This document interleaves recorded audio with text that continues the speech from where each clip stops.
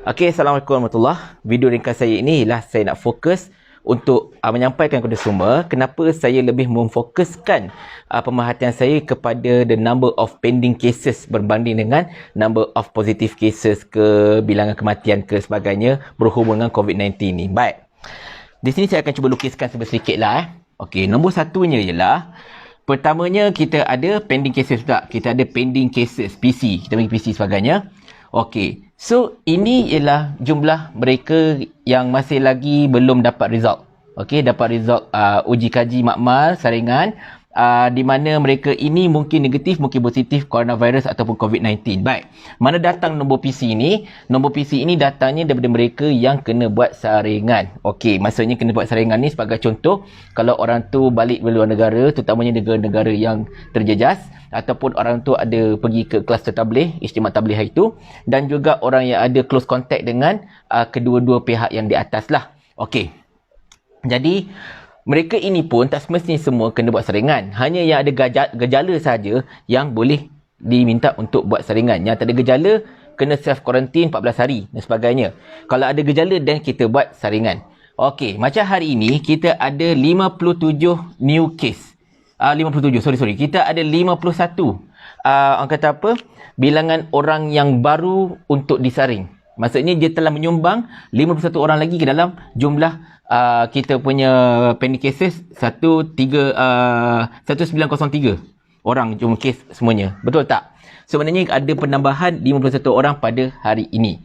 So daripada pending cases ini yang akan datang satu negatif. Satu lagi positif. Positif itu yang jadi 1518 kes tu yang ini. Yang 1518. So daripada positif ini dia akan pecah dua pula.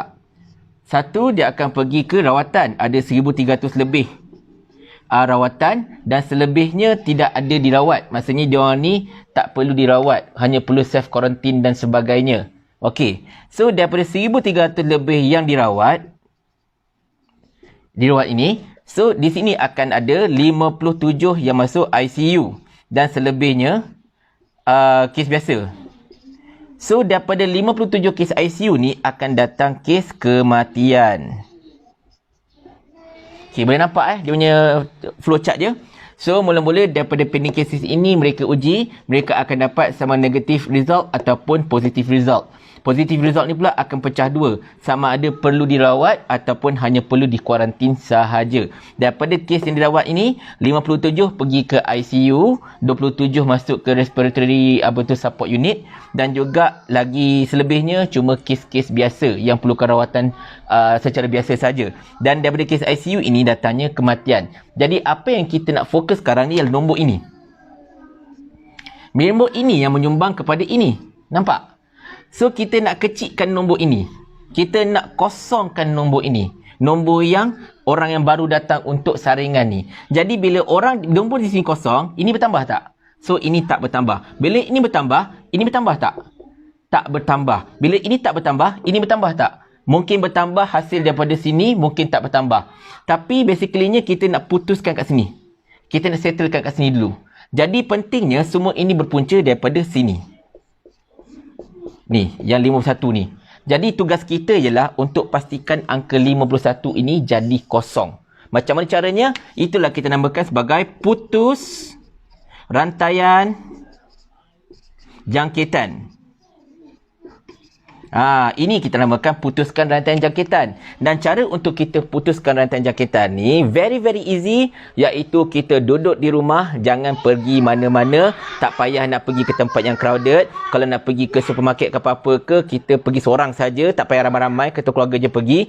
Avoid close contact, jangan sentuh sesiapa, amalkan tata cara yang selamat. Sebagai contohnya pakai glove untuk menyentuh barang dan buang glove tersebut, gunakan hand sanitizer kalau kat luar rumah, dan kalau kat rumah basuh tangan dengan sabun dengan kerapnya. Dan kalau boleh kita tak perlu penutup hidung, tak ada masalah. Tapi andai kata kalau kita memang ada batuk dan bersin, kita tutup mulut kita dengan topeng tu. Dan juga kalau kita ni tak pakai penutup hidung tapi nak bersin dan sebagainya, gunakan tata cara bersin atau batuk yang orang kata apa, yang beradab, iaitu menggunakan siku macam ni. Okey. So, sekali lagi saya nak terangkan, kita nak putuskan ini supaya bilangan ini jadi kosong. Bila ini jadi kosong, bilangan ini tak bertambah. Bila bilangan ini tak bertambah, bilangan ini pun tak bertambah. So, the rest yang akan berlaku kat sini, kan, the rest yang berlaku dekat kawasan ini hanyalah saki-baki daripada jumlah yang memang dah sedia ada. Tidak ada penambahan baru. Okey. So, yang ni matlamat kita. Putuskan rantaian jangkitan. Kosongkan bilangan mereka yang baru datang saringan, insya-Allah. Boleh? So, itu saja video saya. Mudah-mudahan dapat faham. Assalamualaikum warahmatullahi wabarakatuh. Dan sama-sama kita lawan COVID-19 ini.